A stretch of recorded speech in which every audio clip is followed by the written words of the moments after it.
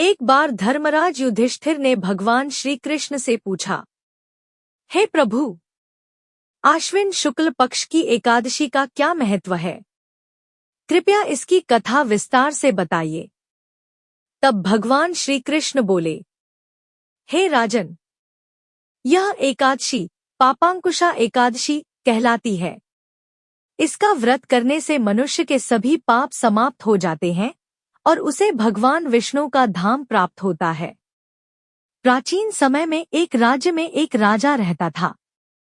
वह अत्यंत क्रूर, अहंकारी और पापी स्वभाव का था। उसे शिकार करना, निर्दोष पशुओं को मारना और लोगों को कष्ट देना अच्छा लगता था।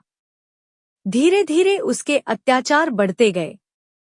प्रजा उससे भयभीत रहने लगी। राजा धन और शक्ति के घमंड में इतना डूब गया कि उसने धर्म और भगवान का मार्ग छोड़ दिया। समय बीतने लगा। राजा बूढ़ा हो गया और उसका शरीर कमजोर होने लगा। एक रात उसे भयानक स्वप्न दिखाई दिए। यमदूत उसे बांधकर ले जा रहे थे। अग्नि और अंधकार से भरे दृश्य दिखाई दे रहे थे। उसे अपने पाप याद आने लगे। वह भयभीत होकर जाग गया। अपने भय से परेशान होकर राजा जंगल में चला गया, जहां उसकी मुलाकात एक दिव्य संत से हुई। संत ने पूछा, राजन, तुम्हारे मन में इतना भय क्यों है? राजा रो पड़ा और बोला, मैंने जीवन भर पाप किए हैं। क्या मेरे लिए कोई मुक्ति का मार्ग है? संत ने कहा, हे राजन, यदि तुम सच्चे मन से आश्विन शुक्ल पक्ष की पापांकुशा एकादशी का व्रत करो, भगवान विष्णु का स्मरण करो और अपने पापों का पश्चाताप करो, तो तुम्हें मुक्ति मिल सकती है। राजा ने विनम्र होकर पूछा, क्या भगवान मुझे क्षमा करेंगे? संत बोले, भगवान विष्णु दयालु हैं।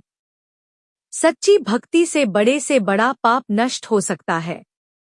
एकादशी के दिन राजा ने पवित्र नदी में स्नान किया, उपवास रखा, भगवान विष्णु की पूजा की, तुलसी पत्र और दीप अर्पित किए, पूरी रात भजन और जागरण किया।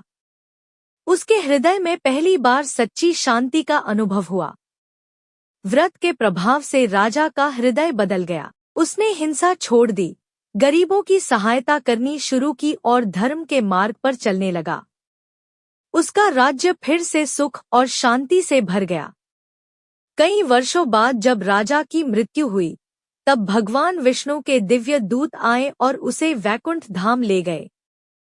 इस प्रकार पापांकुशा एकादशी के प्रभाव से वह पापी राजा भी मोक्ष प्राप्त कर सका।